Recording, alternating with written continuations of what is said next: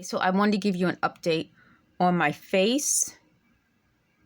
When you saw me the last time, my face was swollen.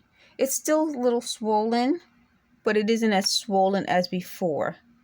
So this is pretty good. They're still talking over everything. I just did a review of Survey Junkie, which I like so far, but they're still talking in the background, which is confusing for me. So first of all, part of this is that I can't remember everything as it is. But with anyone talking over you and while you're reading, it's too confusing. The other thing is they said they're going to replace my voice with the current voices. That's a crime. Isn't that identity theft? Isn't using someone's voice illegally a crime? I mean, why am I the only person who doesn't get covered by, I don't know, the law? Am I the only person who doesn't get the same rights as every other human being? And it does look bad because I'm female, I'm 49, and I'm black. And I think that could be part of what this was about. No one has the right to do this to anyone or anything at this point. I even said before, would you do this to a cat? Like, could you imagine treating a cat this way? Could you imagine treating a dog this way? We wouldn't do that. Anyway, the other big thing I wanted to talk about, because I have some things that people left in the comments, and I'm going to go back to using some comments as thumbnails. And I would like to look up some of these things. Let me pause this and let you guys know. Maybe if you guys know it and you create a video, leave a comment and I'll take a look at your video so I don't have to look it up. I can just watch your video. Let me pause this for a moment. Okay, so if you guys can do a video on WBAN communications, I would appreciate that. I'll take a look at it. Dream incubation, which is part of what they wanted to do to me. And this, I don't even know how to pronounce it, but it's DEAUTHERS. DEAUTHERS. So if you guys do a video on that, I can watch it. The other big thing that I wanted to tell you folks is that they're upset because they said for years they tried to get me to see images that aren't there and sort of create, while I'm awake, some sort of keep my mind attached to a computer so that my mind is constantly going all day and all night. But when they looked at what I've achieved, it wouldn't be possible because that would have made me sort of always in a state of kind of being out of it, not alert. And it's weird because when they keep trying to tell me that they wanted to do this to me, I wondered what would be the benefit to them.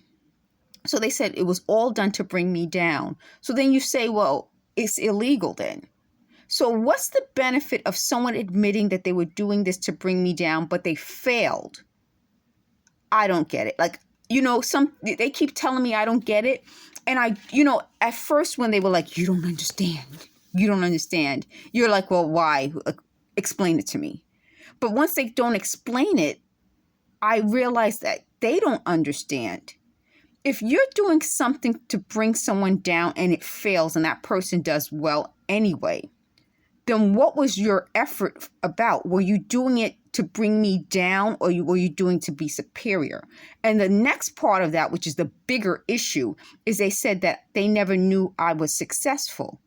Then my question is, isn't that another failure? If you don't know that you aren't bringing me down and you were doing it to bring me down, and what you did to bring me down failed, didn't you fail twice? I mean, the first failure is you didn't bring me down.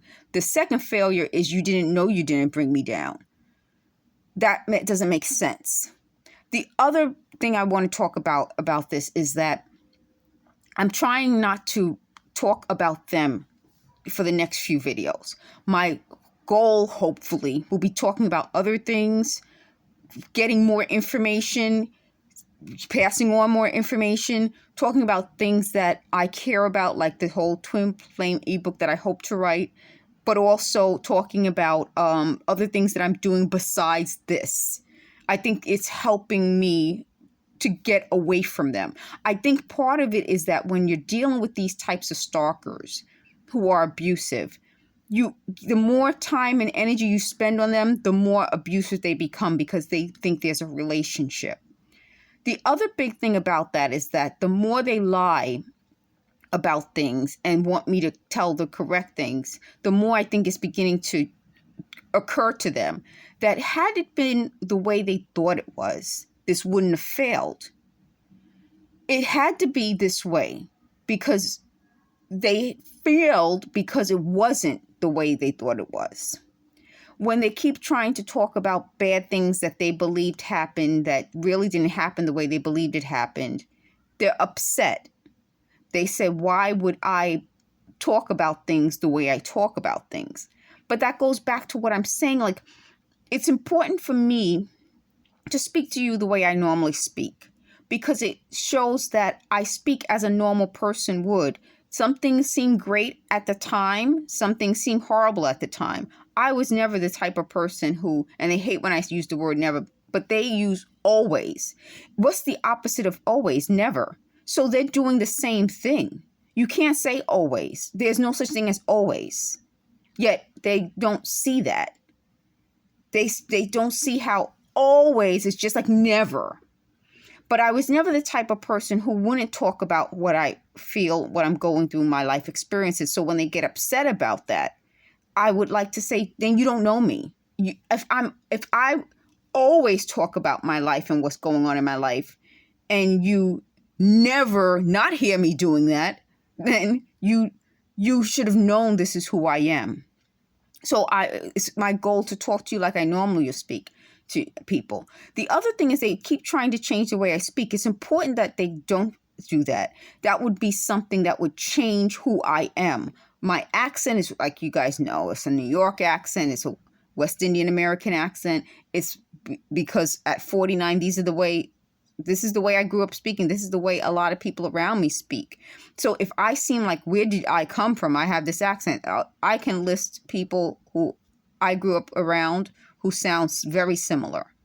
And I think that's part of what they wanted to do. They wanted me not only to not speak the way I speak, but I think they wanted me to seem like I'm someone I'm not. Do you guys hear that sound?